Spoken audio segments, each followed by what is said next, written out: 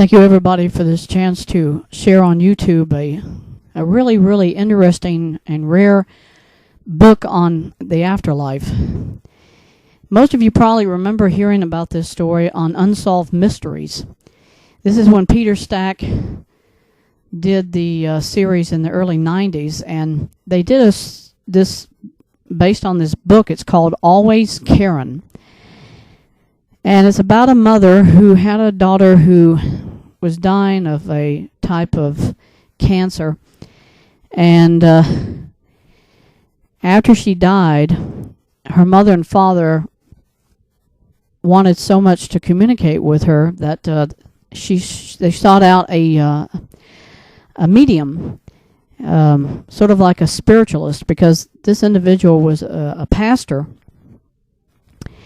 And I'm not going to mention names because I've only just now wanted to go back and read some of it, but there's one particular page in the book that has to do with their daughter Karen, as far as what she does in heaven now, as far as, you know, the question mark everybody has, and I have, is what happens, what do you do when you get to heaven? I know you worship God, I know you're at peace, but what is it a person does? Do you continue to learn? Do you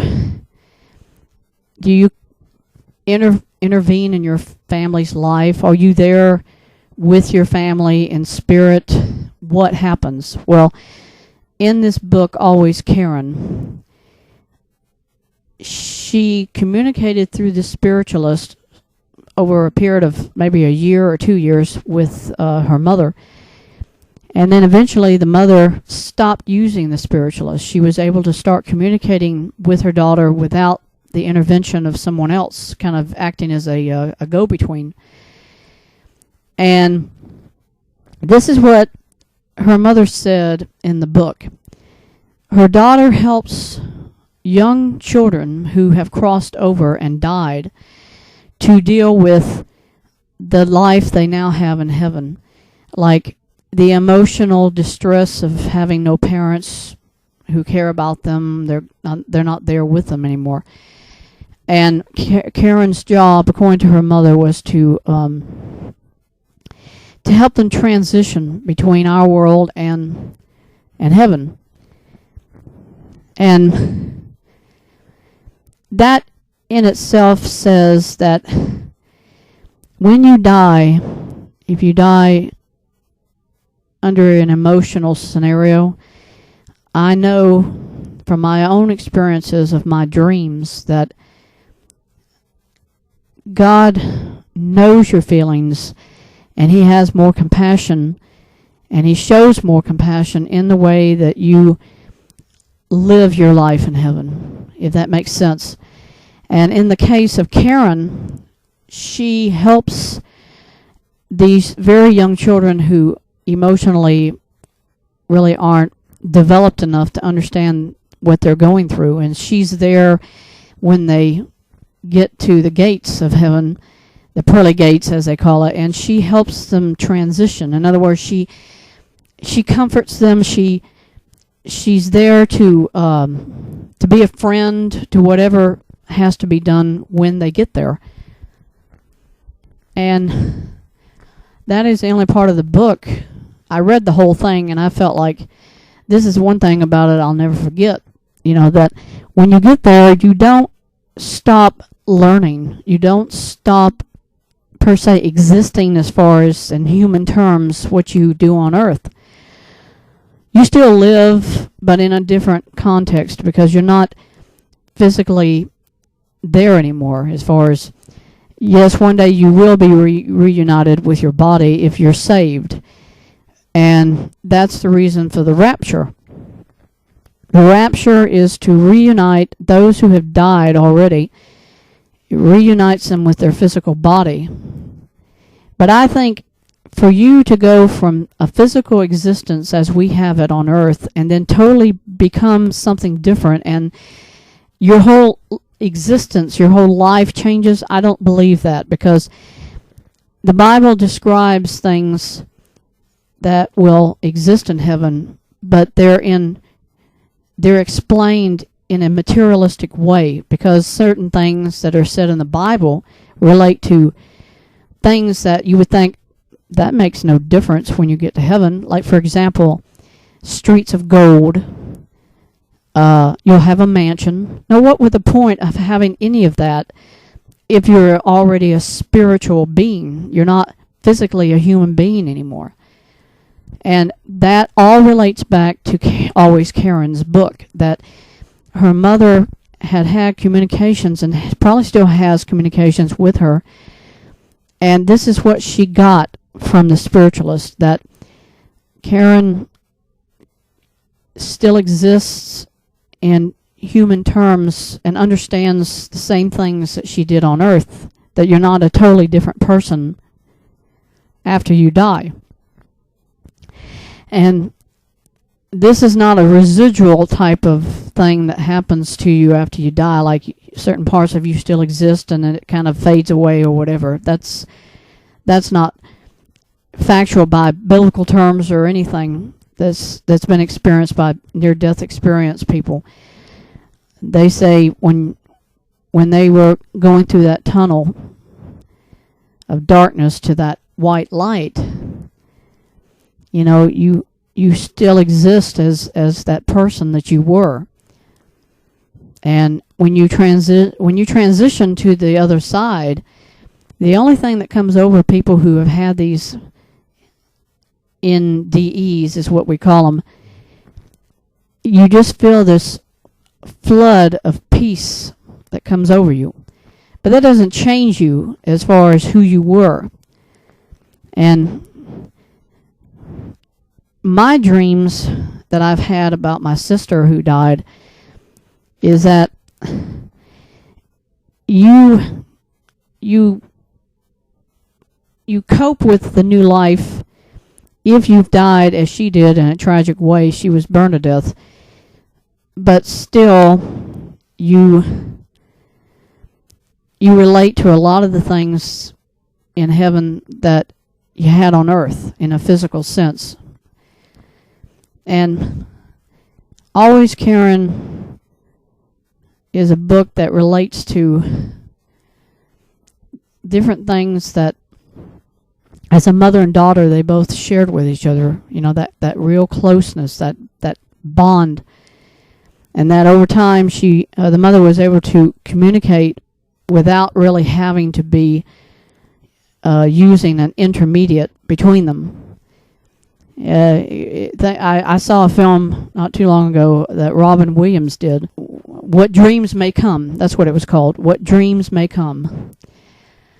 And what it was is about this guy who lost his children in an accident.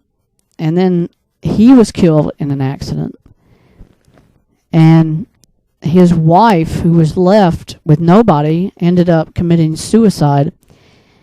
And that part of the dream is totally in error. It's unfactual, because if you die and you don't go to heaven, there's no way to get that person back. But the movie implied that he went and found her and brought her back. But it was still a kind of a touching movie to see how he was searching out for his children when he got to heaven. His mansion was whatever his mind created when he got there. You know, kind of like God was saying, this is how you've always wanted it, or this is what you've wanted. So that was, to him, his mansion, whatever his mind was creating. I don't think that entirely is untrue. Maybe the mansion that God has for us is a physical place, but mentally you're still going to be you. So who knows what the capacity of the human brain is, because we only use 10% of it to begin with. So maybe, you know, God has the ability, because he created us, to tap every part of our brain and can create anything. So I've touched on a lot of things in this video about what Always Karen has, kind of impressed on me about our family members. And all I can end it with is to say that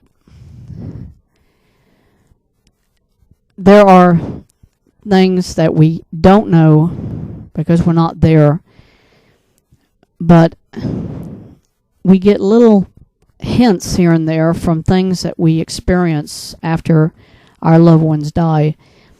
And for me, I picked up 3 distinct things about my sister. That, first of all, we continue to live our lives in heaven, number 1. And number 2, that depending upon what we experience at the moment we die, God perceives that when you're there in heaven. And it's not like he ranks you on a scale, but that he gives you reverence on that status quo about where you are and how people can relate to you based on that. Because if you emotionally are in trauma when you die, I'm sure when you get to heaven, it's not gone. Because Always Karen brought that out, that children are still in that state of mind when they died. So God assigns various levels of reverence to you on that basis, if you understand what I'm trying to explain. And I know from my experience of my dreams that is how my sister is seen. Because my father, who died after she did, he has appeared, or had appeared to me in a few dreams after he passed away, and she never was in the dream with him.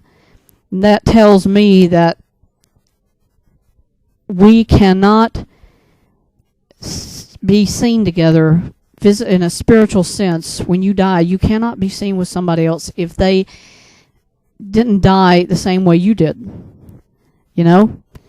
I think that's why people who see like their loved ones, like their father and mother together, is because maybe they both died the same way. They died of natural causes. There was no trauma.